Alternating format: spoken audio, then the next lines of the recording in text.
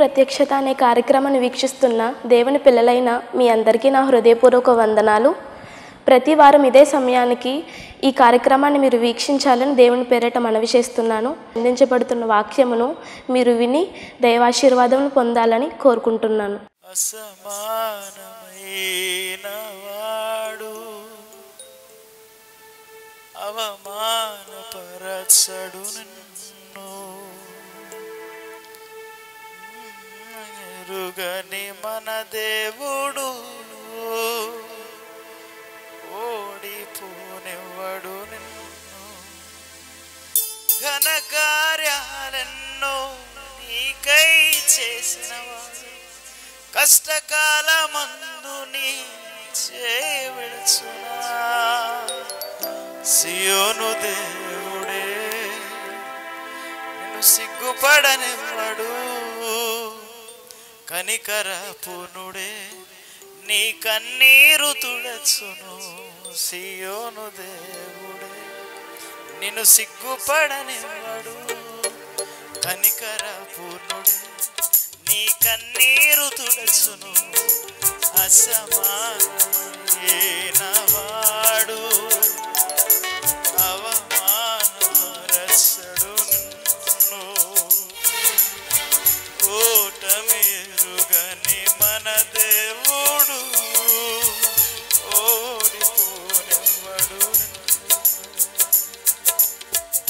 ఇదిగో దేవుడు నీతో సూటిగా గొప్ప దైవజనుల నోట నుండి వచ్చిన ప్రతి మాట నీ జీవితంలో విలువైన ముత్యము లాంటిది. అటువంటి ముత్యములు కలిగినటువంటి మాటలను విని నీ జీవితంలో అన్వయించుకోని పరిస్థితిలో నీ ఉంటే ఆ బ్రతుకు నిష్ప్రయోజనమే, నిష్ఫలమే, ఉపయోగము లేనిదే. ఈ దేవుడు నీతో సూటిగా నీతోనే నీ హృదయమునే బలపరచునంతగా బలపరచు.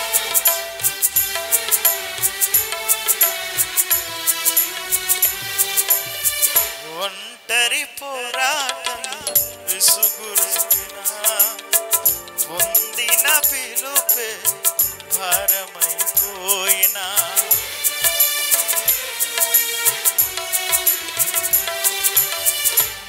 నీవులందరూ అవమానిస్తున్నా, నమ్మదగిన వారు లేక నిరాశతో నిలిచిన. Praise the lord.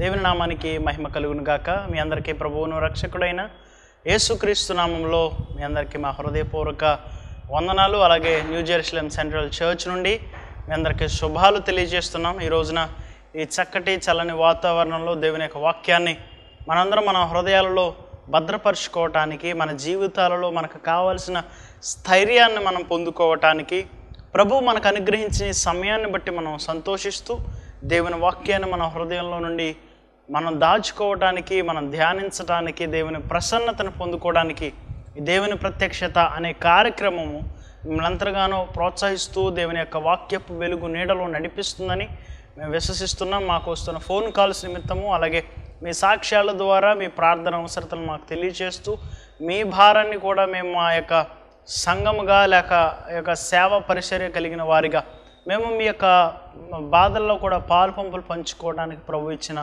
ఈ కృపను బట్టి మేము ఎంతో సంతోషిస్తూ అతిశయిస్తున్నాము. మీ ఫోన్ కాల్స్ మాత్రమే కాదు, మీ హృదయపూర్వక కానుకలను కూడా మీరు ఎంతైనప్పటికీ ఈ యొక్క పరిచర్యను మీ చేతుల ద్వారా మీ మనఃపూర్వకంగా దీనిని మీరు బలపరచడానికి, మీరు మీ యొక్క అడుగులను ముందుకు తీసుకుని రావాలని ప్రభు ప్రేమతో మీ అందరికీ నా మనవి చేస్తూ ఉన్నాను. కనపడుతున్నటువంటి ఈ నెంబర్స్కి ఫోన్పే, గూగుల్ పే ద్వారా కూడా మీ యొక్క కానుకలను సమర్పించవచ్చు. ఎందుకంటే మనందరం కలిసి దేవుని పరిచర్యను మరి ముందుకు సాగినట్లుగా మనందరం దానికి తోడ్పడటం ఎంతో గొప్ప ధన్యత, దేవుని ఆశీర్వాదమే ఉన్నది. కనుక మీ అందరినీ నేను ఎంతగానో ఈ విషయంలో ప్రోత్సహిస్తూ దేవుని పరిచర్యకు సహకరించవలసిందిగా మనం చేస్తున్న ఏమాత్రం ఆలస్యం చేయకుండా దేవుని యొక్క లేఖన భాగానికి వెళ్ళిపోదామండి. కీర్తనల గ్రంథం నుండి ఈరోజు దేవుడు మన కొరకు ఏర్పాటు చేసినటువంటి ఈ యొక్క సుదినమునందు, ఈ సమయమునందు కొన్ని విషయాలు మనం లోతుగా ధ్యానించి దేవుని వాక్యాన్ని మనం ఆ యొక్క ధ్యానపూర్వకంగా మనం విందాం. కీర్తన భాగం నుండి 14వ సంకీర్తన, కీర్తన భాగం నుండి 14వ సంకీర్తన 7వ చరణాన్ని నేను చదువుతా ఉన్నాను. 14వ సంకీర్తన 7వ చరణం. సియోనులో నుండి ఇశ్రాయేలునకు రక్షణ కలుగునుగాక, యెహోవా చెరలోని తన ప్రజలను రప్పించినప్పుడు యాకోబు హర్షించును, ఇశ్రాయేలు సంతోషించును. ఇక్కడ 2 మాటలు నన్ను ఎంతగానో ప్రభావితం చేస్తున్నాయి. ఏంటి అనంటే, దేవుని లేఖనంలో అనేక విషయాలు మన కొరకు దేవుడు పొందుపరిచాడు. ప్రతి వ్యక్తికి కావాల్సిన విషయాలన్నిటినీ దేవుడు మరుగు చేయక, మనకి ఏ సమయంలో ఏ విషయాలలో ఎలాంటి సంభవించేటువంటి విషయాలన్నిటిలో కూడా దేవుడు మనకంటూ ఒక గుప్త ధననిధిని దాచాడు అంటే దేవుని వాక్యం మాత్రమే. ఈ వాక్యమును మనం ఎంత లోతుగా అధ్యాయం చేస్తూ ఈ లోపల ఉన్న ప్రతి సంగతులను, గూఢమైన సంగతులను ఎప్పుడైతే మనం మనలను చేస్తుంటామో, మనం ఆలోచిస్తుంటామో, మనకు దొరికే వాటి విషయాలలో కూడా మనకు దేవుడు సమృద్ధినివ్వగలుగుతాడు.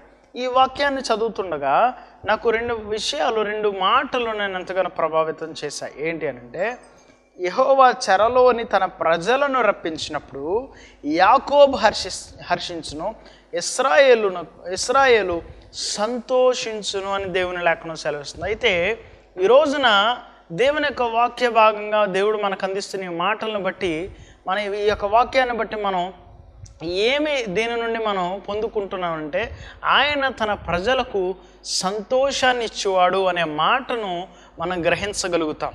దేవుడు తన సంతోషాన్ని మనకి ఇవ్వటలో, మనకిచ్చుటలో ఆయన ఎంతో గొప్ప కృపానిధి కలిగిన వాడు, దయాదాక్షిణ్యపూర్ణుడు, కృపా సమృద్ధి కలిగిన వాడు.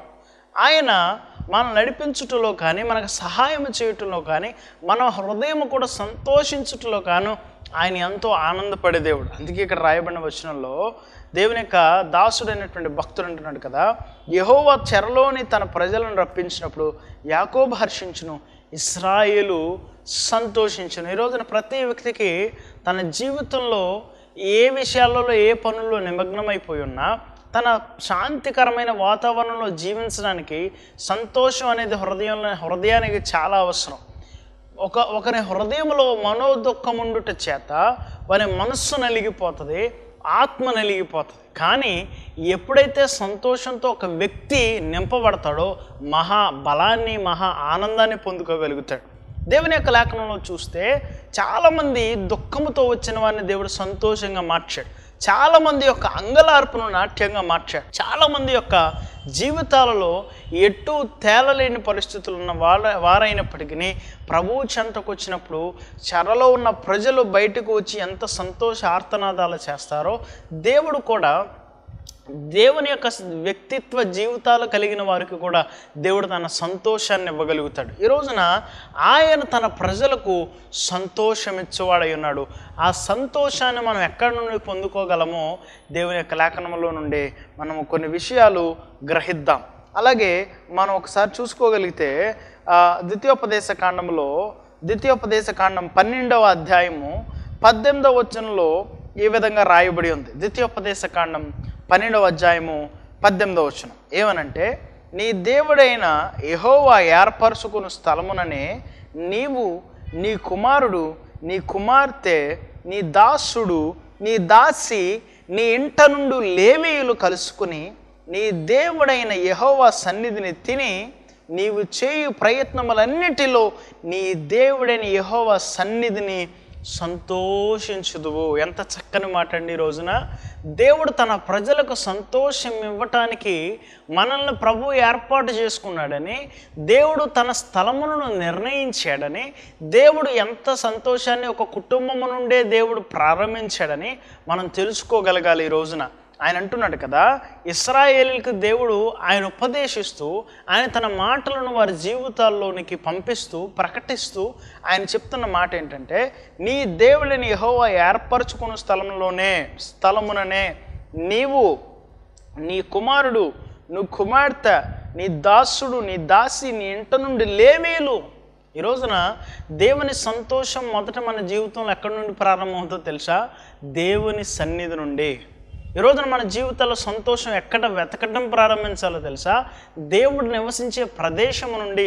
ఈ రోజున మన జీవితాల్లో సంతోషం పోగొట్టుకోవడానికి గల కారణం డబ్బు కాదు, సంతోషం లేకపోవటం గల కారణం మనకు కావాల్సినవి లేకపోవటం కాదు, సంతోషంగా ఉండకపోవడానికి గల కారణం మనం ఆరోగ్యం చెడిపోవటం కాదు, కానీ దేవుని సన్నిధిలో మనకు దొరకకపోవటమే అసలుగా మనం పొందుకునే బాధకు కారణం అయిపోతుంది.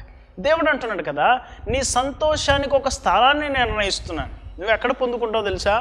ఆ స్థలమును నేను ఏర్పాటు చేస్తున్నాను, నిర్ణయిస్తున్నాను. అక్కడ ఎవరెవరు సంతోషించగలరో తెలుసా? నీవు, you and your children and your wife and the people of you. నీవు, నీ భార్య, నీ పిల్లలు, నీ కుమార్తె, నీ దాసుడు, లేవీయులు, వీరందరూ కూడా ఏం చేస్తారట? కలుసుకొని నీ దేవుని యెహోవా సన్నిధిని తింటారు. అంటే సంతోషంతో వారు దేవుని యొక్క సన్నిధి ద్వారా వచ్చేటువంటి ఆ సమృద్ధిని తింటూ ఇంకేంటట, నీవు చెయ్యి ప్రయత్నంలో కూడా నీ దేవుని యెహోవా సన్నిధిని సంతోషించుదు. ఎంత చక్కని భాగ్యం అండి ఈ రోజున. దేవుని సన్నిధిలో ఆహారం దొరకడం మాత్రమే కాదట, దేవుని సన్నిధి నుండి మన జీవితాల్లో మనం చేసే ప్రతి ప్రయత్నంలో కూడా దేవుడు సఫలీకృతం అనుగ్రహిస్తాడు.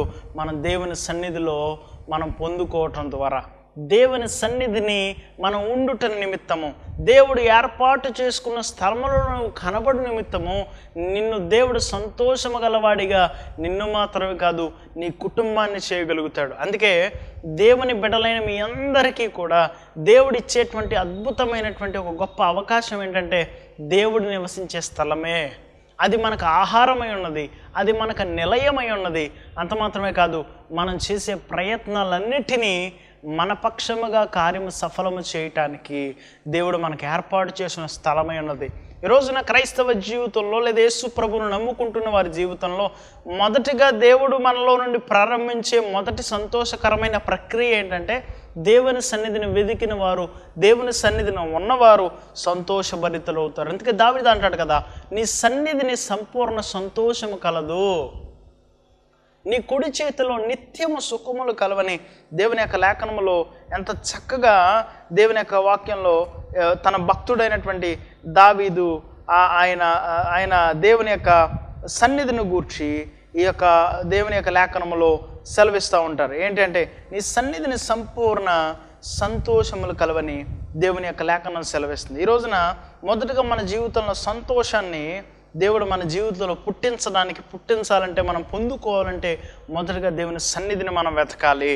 ఒక రోజున హన్న దేవుని యొక్క సంతోషము పొందలేక, దేవుని అనుగ్రహం పొందలేక, తనకి కావాల్సినది పొందుకోలేక ఎంతగానో ఏడ్చింది, బాధపడింది, కుమ్మరించుకుంది. వైద్యుల దగ్గరికి వెళ్ళకపోకుండా ఉండదు కానీ, తన భర్తను అడగకోకుండా ఉండదు కానీ, తన ప్రయత్నాలన్నీ చేసింది కానీ, but one place that what she chosen has made her the righteous and the most happiest person. తన జీవితంలో తాను ఎంచుకున్న ఒక స్థలము తన జీవితంలో సంతోషాన్ని పొందుకునేలా చేసింది. సమూయేలు మొదటి గ్రంథంలో 2వ అధ్యాయము మొదటి వచనంలో ఈ విధంగా దేవుని యొక్క లేఖన భాగంలో మనకు కనబడే విషయాలు ఏంటి అంటే, సమూయేలు మొదటి గ్రంథం 2వ అధ్యాయము మొదటి వచనం నేను చదువుతున్నాను.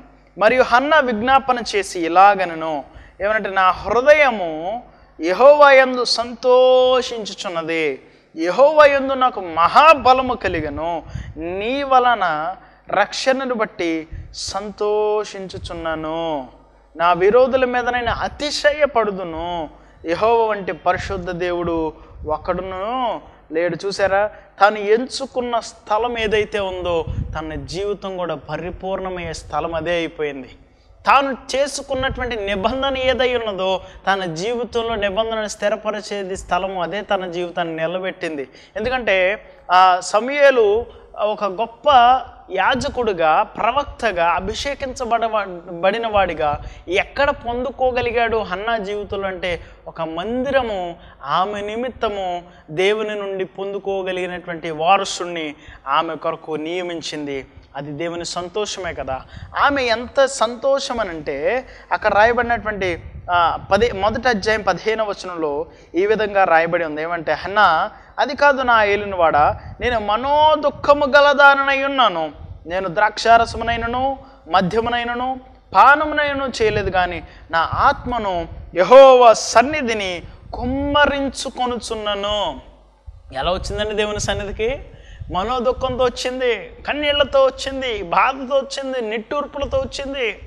ఎగసిపడేటువంటి భయంకరమైనటువంటి పరిస్థితుల మధ్యలో ఆమె ఒక స్థలాన్ని ఎంచుకున్నది. అది దేవుని చేత నిర్ణయించబడిన స్థలము. అది దేవుడు తన ప్రజలకు సంతోషమునిచ్చు స్థలమునై ఉన్నది కనుక ఆ సంతోష స్థలమునకు వెళ్ళిన ఆమె దుఃఖము నాట్యంగా మారిపోయింది. ఆ ముందు అధ్యాయంలో ఆమె ఏమని చెప్పిందంటే, మనో దుఃఖము గలదానై ఉన్నాను. కానీ అదే తర్వాత అధ్యాయము 1వ వచనంలో ఏమంటుందంటే, ఇదిగో మరియు హన్న ఇలాగో విజ్ఞాపన చేసింది. ఏమంటే, నా హృదయం యెహోవా యందు ఏం చేసిందట, సంతోషిస్తున్నది. యెహోవా యందు నాకు మహాబలము కలిగెను. దేవునిలో సంతోషించుట వలన మనం బలం పొందుకుంటాం. దేవుడు మనకు సంతోషం మన జీవితంలో ఉంచుట వలన మహాబలము పొందుకొని మనం జయించలేని వాటిని కూడా జయించగలుగుతాం. దేవుని గొప్పతనం నీ జీవితంలో ఏమైందో తెలుసా? దేవుని యందు సంతోషించుట వలన నీవు బలం పొందుతావు. ఈ రోజున మన జీవితంలో ప్రభువులో సంతోషించాలంటే మొదటగా దేవుడు ఉండే స్థలాన్ని మనం కోరుకోవాలి. దేవుడు నిర్ణయించిన స్థలానికి మనం రావాలి. ప్రభు ఏ చోటనైతే నిన్ను దీవించనై ఉన్నాడో ఆ చోటుకు నువ్వు వచ్చినప్పుడు నిన్ను దేవుడు ఖచ్చితంగా నీ సంతోషానికి అవధులు లేకుండా చేయగలుగుతాడు. ఈ రోజున చాలామంది దేవుని సన్నిధికి దూరం అయిపోయి లోకంలో బ్రతుకుతున్న వారు సంతోషం కోసం తిరుగుతారు కానీ పొందుకోలేరు. కొంతమంది వారికి ఉన్నటువంటి శరీర సంబంధమైనటువంటి రుగ్మత వలన, రోగముల వలన వాళ్ళు రాలేకపోవచ్చు. కానీ ఈ రోజున నీ హృదయమే దేవుని సన్నిధిగా మార్చబడేటువంటి దినం ఈ దినమే. ఈ రోజున ఈ హృదయాన్ని దేవుని దృష్టికి ఒక నిలయముగా మారిస్తే దేవుడు ఆ సన్నిధిలో నువ్వు నివసించగలుగుతాడు. ఆ సన్నిధి ద్వారా వచ్చే సంతోషాన్ని కూడా నువ్వు అనుభవించగలుగుతావు. అంత మాత్రమే కాదు, ఇంకా మనం చూస్తే అదే మొదటి దినవృత్తాంతముల గ్రంథము 16వ అధ్యాయము 10వ వచనంలో కూడా ఈ విధంగా రాయబడింది. ఏమంటే, మొదటి దినవృత్తాంతముల గ్రంథము 16వ అధ్యాయము 10వ వచనం నేను చదువుతున్నాను. ఆయన పరిశుద్ధ నామమును బట్టి అతిశయించుడి, యెహోవాను వెదుకువారు హృదయమునందు సంతోషిస్తారు. ఈరోజు దేవుని వెతికేవారుగా ఉండాలి. మొదటిది, మన దేవుని సన్నిధిలో ఉండటానికి మన జీవితాలని స్థిరపరచుకోవాలి. 2, ఆ దేవుని సన్నిధిని ఎప్పుడైతే అనుభవించగలుగుతామో తదుపరి మనం దేవుని వెతకటం ప్రారంభించాలి. లోకాన్ని వెతకటం కాదండి, లేకపోతే ధనాన్ని వెతకటం కాదు, బంగారాన్ని వెతకటం కాదు, మనకు కావాల్సినటువంటి అవసరతల కోసం వెతకటం కాదు. కానీ మన సంతోషం ఎప్పుడు మనకు దొరుకుతుందో తెలుసా? దేవుని వెతికినప్పుడు. దేవుని వెతికినప్పుడు ఖచ్చితంగా దొరుకుతుంది. దేవుని యొక్క లేఖనం ఈ విధంగా సెలవు ఇవ్వటం చాలా అద్భుతమైన విషయం కదా. మరలా ఒకసారి చదువుతాను నేను. 16వ అధ్యాయం మొదటి దినవృత్తాంతముల గ్రంథము 10వ వచనం. ఆయన పరిశుద్ధ నామం బట్టి అతిశయించుడి, యెహోవాను వెదుకువారు హృదయమందు సంతోషించుదురు. జ్ఞాపకం ఉంచుకోండి మాట. ఈ రోజున మనం ఎక్కడెక్కడైతే పొందుకోలేని దాని కొరకు నిరాశతో వెనక తిరుగుతున్నామో, కానీ దేవుని సన్నిధికి వచ్చి బ్రతికి ఆయనను వెతికి ఆయన జీవితంలో మనకు కావలసిన దాన్ని నింపగలడని నమ్ముతామో ఆయన మన జీవితాలను నిజముగా సమృద్ధితో నింపగలడు. చాలామంది ఆకలితో కొండ మీద దేవుని ప్రసంగాన్ని వింటూ ఆ రోజున ఆకలితో అలమటించిపోవాలేమో అనే పరిస్థితికి వచ్చినప్పుడు ప్రభువు వారి యొక్క ఆకలిని గమనించాడు. ఎందుకంటే వీరు యేసు ప్రభు కొరకు వచ్చారు. యేసు ప్రభు వారి కొరకు ఆహారాన్ని ఇచ్చి వారిని కొరత లేని వారిగా, వారిని కడుపు మార్చేవారుగా కాదు కానీ కడుపు నిండా వారికి ఆహారం పెట్టి వాళ్ళలో ఒక శక్తిని నెలకొల్పాడు. ఈ రోజున నీ జీవితాల్లో కూడా దేన్ని వెతుకులాటలో మన ప్రయాసం అంతా నిరాశగా మారిపోతుందో, దేన్ని వెతుకుతూ వెళుతూ మన యొక్క జీవితంలో అనేక పోరాటాల మధ్య నలిగిపోతున్నామో ఆ విషయాలన్నీ ప్రభు ఎరిగి ఉండే దేవుడు ఒక్కసారి మన హృదయముతో వెతికినప్పుడు, మనసు ద్వారా వెతికినప్పుడు, మనసును తెరచి ప్రభువుని, అయ్యా నా హృదయంలో నిజమైన సంతోషాన్ని నింపగలిగిన వాడు నీవే అని తెలిసినప్పుడు నీ జీవితంలో ఆయన వెతికినప్పుడు ఆయన ఖచ్చితంగా దొరుకుతారు. ఆయన నువ్వు కనిపెట్టినప్పుడు ఆయనను ఎవరైతే ఆయన కొరకు కనిపెట్టుకొని ఉందరో వారు నూతన బలాన్ని పొందుకుంటారు. ఏ విధంగా అయితే హన్న తన జీవితంలో దేవుని కొరకు కనిపెట్టిందో మహాబలాన్ని పొందుకుంది. ఎప్పుడైతే ప్రభు సన్నిధిని కన్నీరు కార్చిందో తన జీవితంలో చెప్పనా సఖ్యము కానీ సంతోషముతో ప్రభు వాగ్దానాన్ని చేపట్టింది. ఈ రోజున ఆయన మన పక్షముగా ఉండి తన ప్రజలైన మనకు సంతోషమునిచ్చేవాడై ఉన్నాడు. అలాగే దేవుని సన్నిధిని ఎవరైతే వెతుకుతారో వారు సంతోషంగా బ్రతుకుతారు. అలాగే దేవుని ఎప్పుడైతే హృదయంలో వెతుకుతామో వారు సంతోషంతో జీవిస్తారు. అలాగే 126వ సంకీర్తన 3వ వచనంలో ఈ విధంగా రాయబడింది. ఏమంటే, యెహోవా మన కొరకు గొప్ప కార్యములు చేసి ఉన్నాడు, మనము సంతోషభరితులమైతమే. ప్రభు మన జీవితంలో గొప్ప కార్యాలు మన కొరకు చేసినప్పుడు మనం ఎంతో సంతోషంగా జీవించగలుగుతాం. అంత మాత్రమే కాదు, 2వ వచనంలో కూడా మనము కల కనిన వారి వలె నుంటిమి, మన నోటి నిండా నవ్వుండెను, మన నాలుక ఆనందగానముతో నిండి ఉండెను. అంతేకాదు, అద్భుతమైన విషయం ఏంటంటే అన్యజనులు ఏమని చెప్పుకుంటారంటే మన గురించి, అప్పుడు యెహోవా వీరి కొరకు గొప్ప కార్యములు చేసెనని అన్యజనులు చెప్పుకొనిరి. ఎంత గొప్ప భాగ్యమో తెలుసా? ఈ రోజున మన జీవితంలో నిజమైన సంతోషం ప్రభు దగ్గరని పొందుకునే వారి జీవితాల్లో సాక్ష్యాలుగా అనేకులు కూడా చెప్పగలిగే స్థాయిలో ప్రభు మనల్ని ఉంచుతారు. ఎప్పుడైతే మొదటగా దేవుని సన్నిధిని వెతుకుతామో, దేవుని సన్నిధిని వెతికిన వారి జీవితాల్లో వారి భార్య బిడ్డలు లేకపోతే వారి సంతతి వారి ఆహార ద్రవ్యముతో నిండిన జీవితంతో గడుపుతూ మనం చేసే ప్రయత్నాల ద్వారా మన సంతోష దేవుడు నింపుతాడు. 2వదిగా మన హృదయం అందు ఎప్పుడైతే ప్రభువును వెతకటం ప్రారంభిస్తామో, ఎప్పుడైతే మనకు దేవుడు సహాయం చేయగలడని మన హృదయాన్ని తెరిచి ప్రభువుని కనిపెడుతూ బ్రతుకుతామో, వారి జీవితాల్లో ప్రభు వారి పట్ల సంతోషాన్ని వారి జీవితాల్లో నిశ్చయముగా నింపగలడు. 3వదిగా దేవుడు మన కొరకు గొప్ప కార్యాలు చేసినప్పుడు మనం నిజంగా సంతోషం పొందుతాం. మహా ఆనందమును బలమును పొందుకొని అనేకుల మధ్యలో గొప్ప స్థాయికి వెళ్ళగలిగే వారిగా ప్రభు కృప మనకి సహాయం చేస్తుంది. ఆ 2వ వచనంలో కూడా చక్కని మాట ఉంటుంది. ఏమనంటే, మనము కల కనిన వారి వలె ఉంటే మన నోటి నిండా నవ్వుండెను, మన నాలుక ఆనందగానముతో నిండి ఉండను, అప్పుడు యెహోవా వీరి కొరకు గొప్ప కార్యములు చేసినని అన్యజనులు చెప్పుకునే రోజున దేవుని బిడ్డలుగా నమ్ముతున్న మనం అందరం కూడా మనకున్న గొప్ప సాక్ష్యాలు ఏంటి అంటే, ప్రభు అసాధ్యాన్ని కూడా సాధ్యము చేయగలడన్న సాక్ష్యాన్ని పొందుకున్న వీరులమై ఉన్నాం. ఈ రోజున లోకం ముందు మనం బ్రతుకుతున్న గొప్ప సాక్ష్యం ఏంటి అంటే, యేసుక్రీస్తును నమ్ముకున్న వారి జీవితంలో పాత జీవితాన్ని విడిచిపెట్టి నూతన జీవితాన్ని పొందుకోవటమే చెప్పనా సఖ్యము కాని సంతోషం.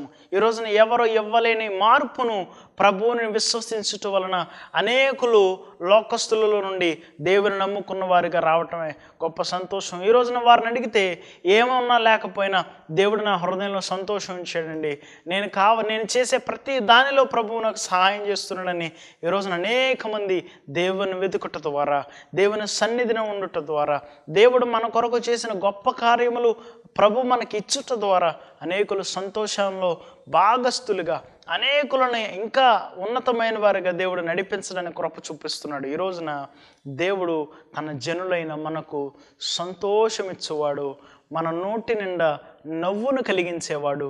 మనం చేసే కార్యములను బట్టి దేవుడు మనకు ఆహార సమృద్ధిని తన సన్నిధి సంతోషము ద్వారా మనకు అనుగ్రహించగలడు. అంత మాత్రమే కాదు, మన కొరకు దేవుడు చెప్పసఖ్యము కానీ గ్రహింపలేని గొప్ప కార్యములు మన కొరకు చేసి అనేకుల మధ్యలో ఘనమైన స్థితిలో ప్రభువుని ఉంచుతాడు. జీవితంలో నా జీవితంలో మెండుగా నిండుగా ఉన్నతమైన 100% దేవుడు మన జీవితంలో నింపునుగాక, సంతోషమును అనుగ్రహించునుగాక. ఆమేన్. చిన్న ప్రార్థన చేసుకుందాం. పరిశుద్ధ ప్రేమ కలిగిన తండ్రి, ఈరోజు నీ బిడ్డలైన వారిలో ఎంతమంది అయితే వేదనతో బాధతో నాయన వారి జీవితాలలో సంతోషం లేక ఎండిన బ్రతుకులతో ఉన్నారు, వారి జీవితాలలో ప్రభా మీరు ఇప్పుడే నాయన నిన్ను వెతుకుటను బట్టి, నీ సన్నిధిలో సంతోషించుటను బట్టి, అయ్యా నీ జీవితాన్ని కావాలనుకున్న వారి జీవితంలో బట్టి నాయన వారికి నేను నీ సహాయమును, నీ సంతోషము, నీ సమాధానమును దయచేయమని ప్రభా ప్రార్థిస్తున్నాను. నాయన మాకేమన్నా లేకపోయినా నిన్ను వెతికినప్పుడు మేము నాయన అనేక రెట్లుగా దీవించబడతామని, సంతోషించగలుగుతామన్న సత్యాన్ని మేము పొందుకున్నట ద్వారా నీ సహాయం మాకు అనుగ్రహించి కృప చూపించమని యేసుక్రీస్తు అతి పరిశుద్ధ నామములో అడిగి వేడుకొనుచున్నాం మా ప్రియ పరలోకపు తండ్రి. ఆమేన్. Praise the lord. అందరికీ వందనాలు.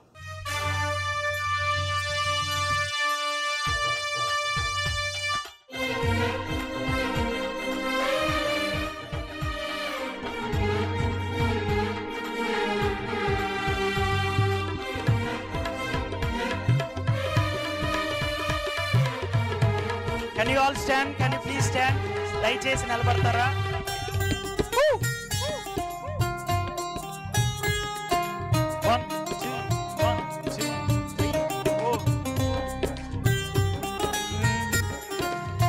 మీరు కూడా మాతో యేసయ్య నా ప్రాణం.